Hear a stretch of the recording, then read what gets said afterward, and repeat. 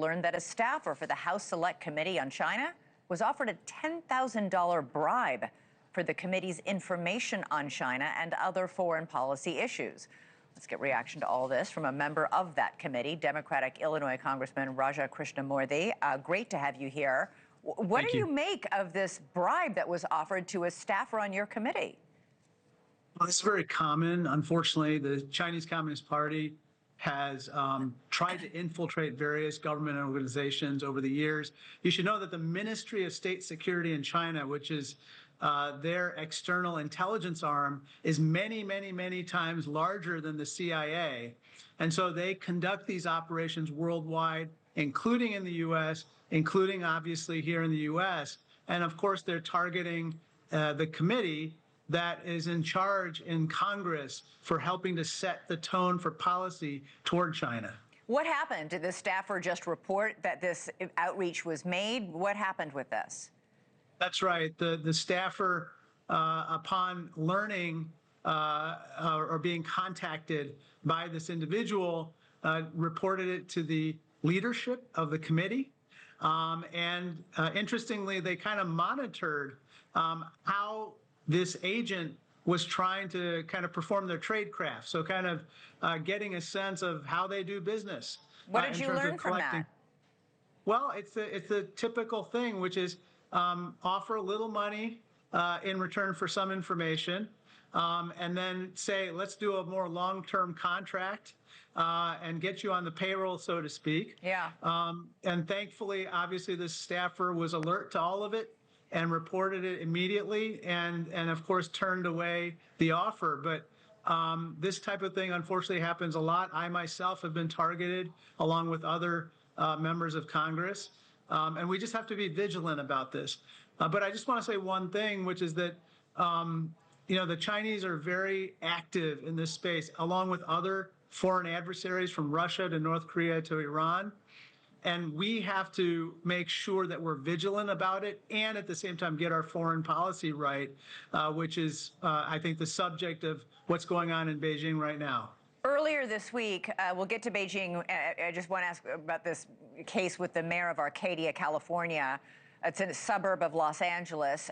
She resigned and then agreed to plead guilty to operating as a foreign agent for China. Apparently, that took place a little bit before she was in office as mayor, but before that, she was on the city council. This is all part of the China blueprint. Enlist or coerce spies early on who might have the potential to rise up to higher office.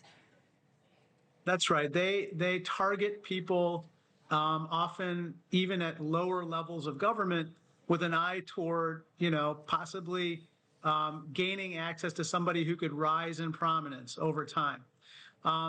That being said, I just want to say one thing, which is this was obviously very, very bad news, but we just have to avoid, in any case, kind of stereotyping Chinese Americans or Asian Americans writ large, because at the end of the day, they are every bit as American and patriotic as the rest of us. And by the way, they are also the source of a lot of our counterintelligence information to combat the CCP's influence in the U.S. Yeah. I want to get your take on what's been happening in Beijing. And first of all, your reaction to the fact that President Xi made such a big deal right away in the opening in a way that he hasn't spoken before about Taiwan, to say, this is a big issue for us, do not mess with this, and if you do, conflict will occur. That's right. I think there were multiple reasons why he may have done that so publicly, including possibly trying to provoke a response from President Trump, given that President Trump sometimes freelances and might say something that might be favorable to them. I also think that he's also hinting at what are the concessions that he seeks from the U.S. in return for us getting things from him. And that's in part why I'm a little concerned about this summit, because I believe that we're going in with a weak hand. The president is asking Xi Jinping for help with Iran. He says he's not. Well, it's clear that he did, in the sense that various readouts have come out, leaks have come out from the discussions in which basically they're asking the Chinese to help with brokering peace.